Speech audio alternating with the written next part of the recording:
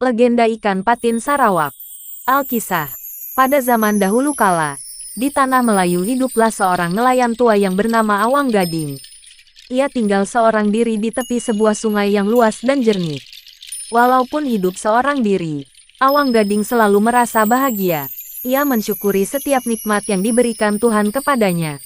Pekerjaan sehari-harinya adalah menangkap ikan di sungai dan mencari kayu di hutan. Suatu sore, sepulang dari hutan, Awang Gading pergi mengail di sungai. "Ah, semoga hari ini aku mendapat ikan besar," gumam Awang Gading. Usai melemparkan kailnya ke dalam air, ia berdendang sambil menunggu kailnya. Berapa saat kemudian, umpannya pun dimakan ikan. Dengan hati-hati disentakkannya kail itu. Apa yang terjadi? Ternyata ikannya terlepas. Lalu dipasangnya lagi umpan pada mata kailnya. Berkali-kali umpannya dimakan ikan. Namun saat kailnya ditarik, ikannya terlepas lagi. Air pasang telan ke insang. Air surut telan ke perut. Renggutlah. Biar putus jangan rabut. Demikian terdengar dendang Awang Gading sambil melempar pancingnya kembali. Hari sudah mulai gelap, namun tak seekor ikan pun yang diperolehnya. Rupanya, aku belum beruntung hari ini, gumam Awang Gading. Usai bergumam, Awang Gading pun bergegas pulang. Namun, baru saja melangkah, tiba-tiba ia mendengar tangisan bayi. Dengan perasaan takut, Awang Gading mencari asal suara itu. Tak lama mencari, ia pun menemukan bayi perempuan yang mungil tergolek di atas batu. Tampaknya bayi itu baru saja dilahirkan oleh ibunya. "Hai, anak siapa gerangan? Kasihan, ditinggal seorang diri di tepi sungai," ucap Awang Gading dalam hati. Oleh karena merasa iba, dibawanya bayi itu pulang ke gubuknya. Malam itu juga Awang Gading membawa bayi ke rumah tetua kampung. "Awang, berbahagialah, karena kamu dipercaya Raja Penghuni Sungai untuk memelihara anaknya. Rawatlah ia dengan baik," tetua kampung berpesan. "Terima kasih, tetua. Saya akan merawat bayi ini dengan baik. Semoga kelak menjadi anak yang cerdas dan berbudi pekerti yang baik," jawab Awang Gading mengharap. Keesokan harinya, Awang Gading mengadakan selamatan atas hadirnya bayi di tengah kehidupannya. Ia mengundang seluruh tetangganya. Awang Gading memberi nama bayi itu Dayang Kumunah. Usai acara tersebut, Awang Gading menimang-nimang sang bayi sambil mendendang. "Dayang sayang, anakku seorang, cepatlah besar menjadi gadis dambaan." Kehadiran Dayang Kumunah dalam kehidupannya membuat Awang Gading semakin giat bekerja. Ia sangat sayang dan perhatian terhadap Dayang. Awang Gading juga membekali Dayang Kumunah berbagai ilmu pengetahuan dan pelajaran budi pekerti. Waktu terus berjalan, Dayang Kumunah tumbuh menjadi gadis yang sangat cantik dan berbudi pekerti luhur.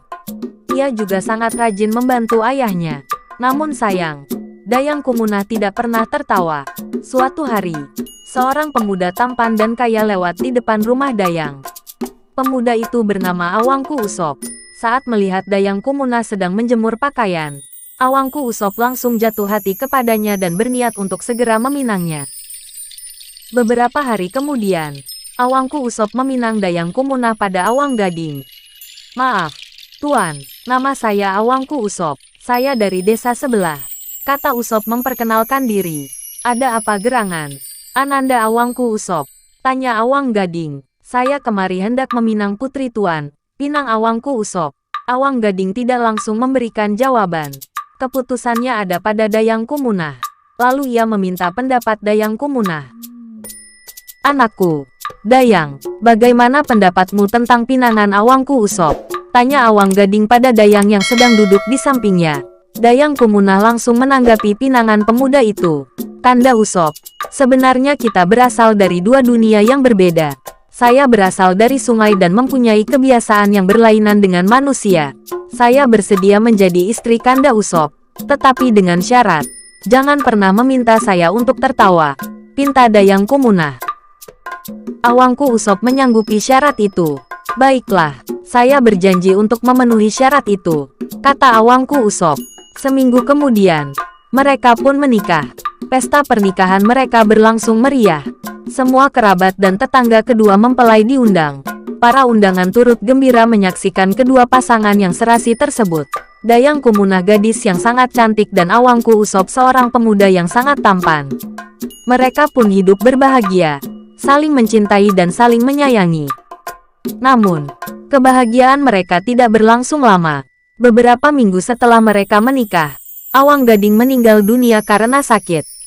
Dayang Kumunah sangat sedih kehilangan ayah yang telah mendidik dan membesarkannya, meskipun bukan ayah kandungnya sendiri. Hingga berbulan-bulan lamanya, hati Dayang Kumunah diselimuti perasaan sedih.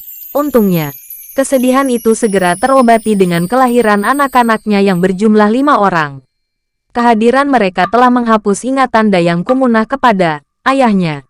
Ia pun kembali bahagia hidup bersama suami dan kelima anaknya. Namun, Awang Usop merasa kebahagiaan mereka kurang lengkap sebelum melihat Dayang Kumunah tertawa. Memang, sejak pertama kali bertemu hingga kini, Awang Usop belum pernah melihat istrinya tertawa. Suatu sore, Dayang Kumunah berkumpul bersama keluarganya di teras rumah.